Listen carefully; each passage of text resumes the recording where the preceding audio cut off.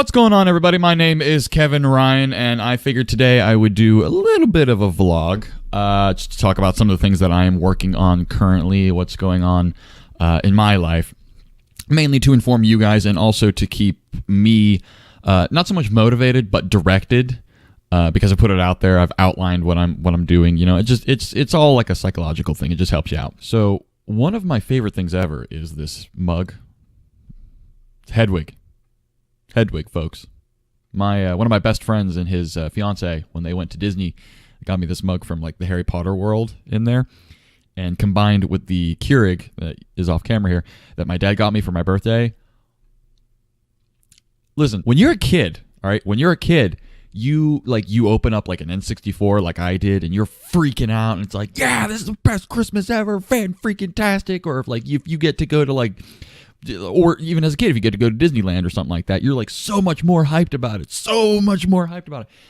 But when you're an adult, all right, something like a Keurig and a really big mug can bring about that exact same amount of enjoyment. It really can, especially in the morning. I love coffee. I was afraid for the longest time that I was developing an allergic reaction to it, though, however, because certain days, and I don't know, maybe you guys feel this way sometimes too, certain days, after I drink coffee, I get like this sort of like soreness in the bottom of my throat, like on the one side of it, one side of my throat. It's very strange.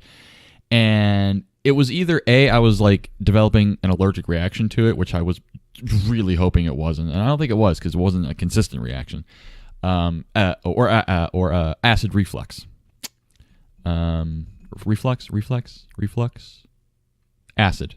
It was that, not acid. It was acid reflux. I wasn't on acid. So I've been playing lately for the channel. I intend to do a spotlight video on this. Is Samorost 3. These are the guys who developed Machinarium.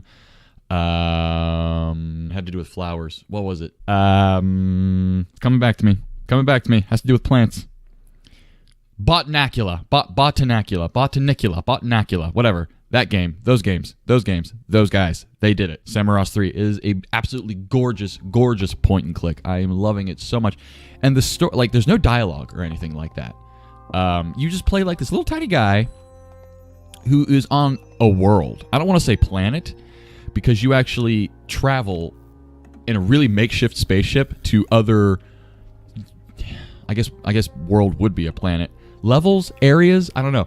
But they're all like shards of what was a larger whole, it seems like. But like I said, there's no spoken dialogue in the game, and it's absolutely magical, and the soundtrack is fantastic, and I'm loving it a lot.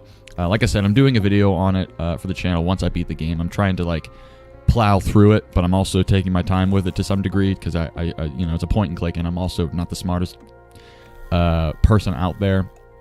I did, unfortunately, I'm so mad at myself. I had to look up on the internet for one of the puzzles, like the solution to one of the puzzles, and I didn't want to. I wanted to go through the entire game, but I was just stupefied.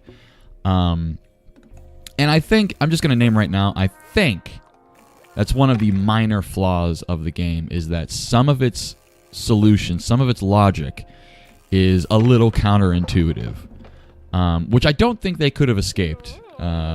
At least a small bit of, considering the nature of like their otherworldly, very foreign nature of the world and these characters that they're dealing with. So being able, in this case, to manipulate an object in order to create, like, in order to make something happen, I didn't know that the object in question could be manipulated in the way that it could, because it's not something that you encounter in everyday life, you know.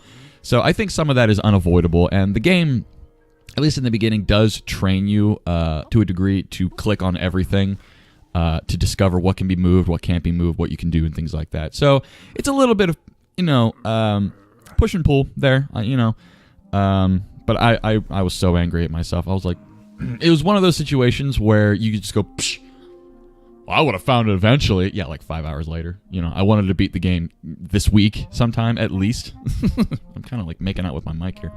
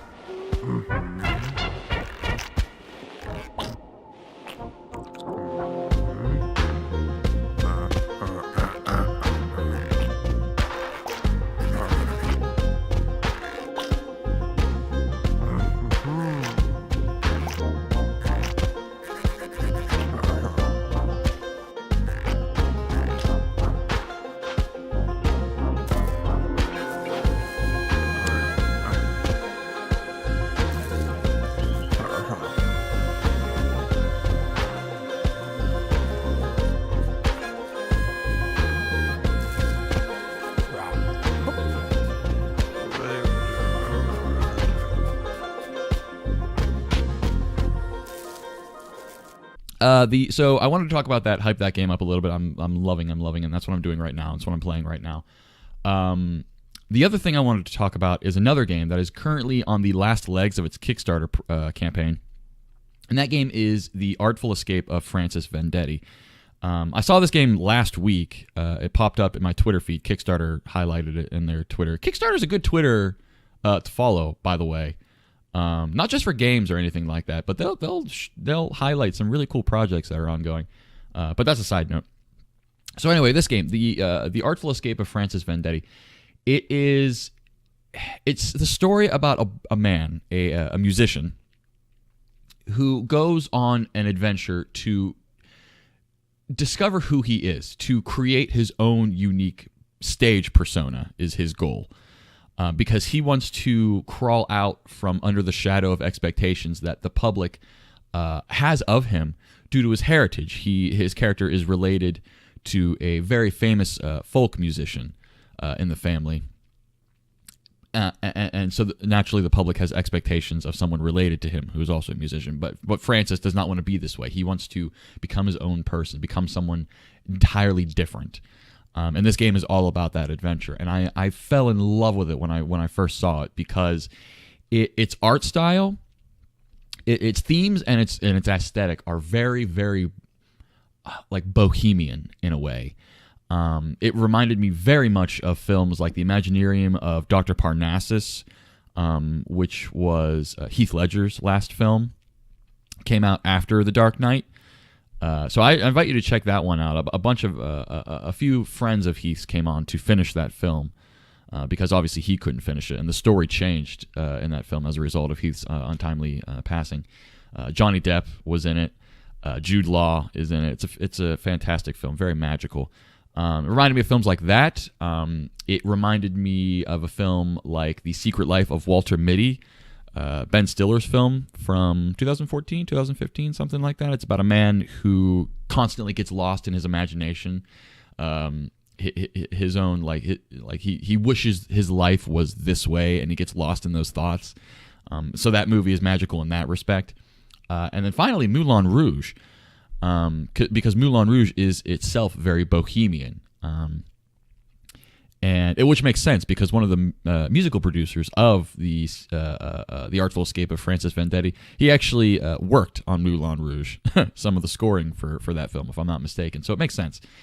And that's why I really, really kind of like fell in love with the story and aesthetic and what you're going to be doing in this game. You're going to be traveling through multiple different universes to basically craft your persona.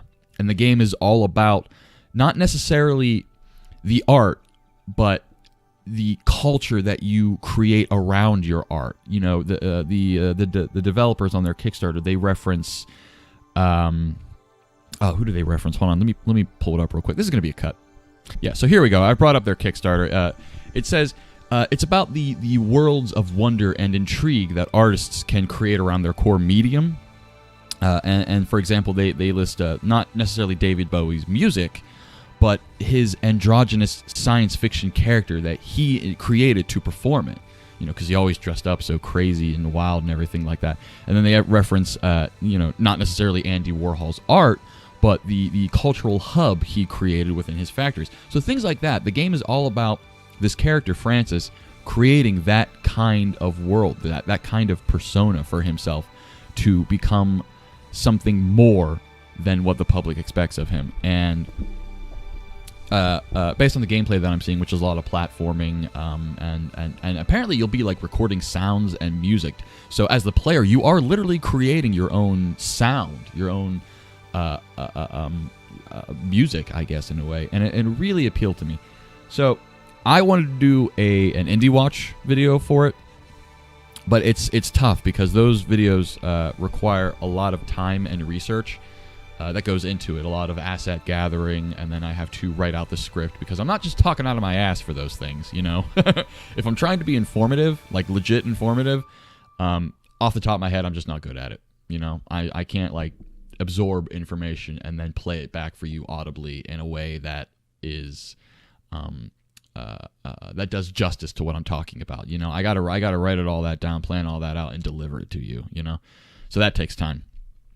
And their Kickstarter at the time of this recording ends in 5 days, and they're about halfway there. So it doesn't look like they're going to make it. It seems like they've hit a bit of a stump, but I wanted to put this out there and talk about what I'm doing, but more importantly, mention those guys before I make a proper video on it. I'm really hoping that either A, they meet their funding goal, or B, they get picked up by a publisher. But it'll be unfortunate if they don't meet their funding goal. However, that is not to say that we will not see this game. We've seen Kickstarter ventures fail before and then come out maybe years down the line. And given the pedigree of, and the history, you'll see it on the Kickstarter page if you look it up yourself. I'll put it in the description below. If you read up on these people, they're not your average independent game developers. This may be the first game that they're working on together, but they all have, the work ethic required to make something like this possible. And I have no doubt that they will strive to complete their project, regardless of what happens with crowdfunding. I'm confident that we'll see this game at some point. I'm excited for that day, very excited for that day. Last bit of news that I wanted to share is that I am going to see Batman v Superman tonight with my co-casters from the podcast. We're all going to go see that tonight. Very excited about that. Here's the thing, though. As I'm sure many of you are aware, the movie has received somewhat lukewarm critical receptions. The general consensus that I'm seeing, based on everything that I've been reading, is that the action and fighting and pow is great. The story is shit. And I kind of predicted that. I was afraid of that because I saw what they're trying to do. They're trying to catch up with Marvel and the Avengers, and they're trying to throw everybody into one movie. Now you got Wonder Woman, The Flash, and Aquaman are going to make an appearance. Doomsday, who, spoiler alert for the comics, manages to kill Superman in the comics. He is just thrown in at the end of the movie because, we needed a baddie for Superman and Batman to unite to go up against and fight the good fight. And then you've got Lex Luthor, his son, which is it's not the original Lex in the movie. It's what's his face? I can't remember his name. Is playing his son in his portrayal. But I don't know. Too fast, in my opinion. DC is moving way too fast. Warner Brothers, they're trying too fast. Marvel took the time to flesh out the stories of their characters before putting them in and build that hype, which is so important if you want to invest time into these characters. Me personally, before seeing it, keep in mind I haven't seen the movie yet, I think that Batman v Superman should have just been about Batman and Superman, because that's all anybody cares about, right? All anybody cares about is seeing these two go at it, meet, because one of the most enjoyable aspects of their relationship, at least to me, is just, it's almost competitive in a way, this competitive back and forth that they always have, like who's going to get the leg up on who and yada, yada, yada. But then, at least in the case of Batman, there's that constant element of distrust, especially, at least in the comic books, Superman actually giving Batman a kryptonite ring that Lex Luthor had developed originally. He gave that to Batman saying, look, listen, if I ever lose my shit, take me down with this. Like the fact that's a thing, that is like an understanding between the two of them is just really, really cool to me. Because it literally is man and God, effectively. And I think that's just a really cool element of their relationship. And but back to my point, I think that the movie should have just been about those two. The two of them meeting and hashing out their differences. Jesse Eisenberg, that's his name. I couldn't remember his name. Featuring Lex Luthor in the background, scheming. I think it would have made a great movie just about the two of them, with Lex Luthor manipulating the media in the background to turn against Superman, and probably by extension Batman, and just have that be the enemy. We want to earn the public's trust. Have that be your antagonist. Is just the distrust, of the public, and just. And just Superman's ideals being countered by Batman, who apparently in the movie kills. And That's a compelling enough movie for me to just build that core relationship, because the two of them, at least for me anyway, I've never been much of a Wonder Woman fan, but she is no doubt integral to the Justice League. But to me, the two of them, they are the Justice League. You know, they are the backbone, and it should have just been the two of them. I don't know. I haven't seen the movie yet, like I said, so we will find out if I feel like they've accurately given them their due. Wonder Woman's been getting a lot of praise though. Gal Gadot. She apparently has a really cool scene in the movie during the fight, so I'm excited to see that. But yeah, that's that. If you've seen the movie, let me know what you think. Put your comments in the comments below. Let me know what you thought. We'll have a little discussion. We will certainly talk about it on the podcast next week.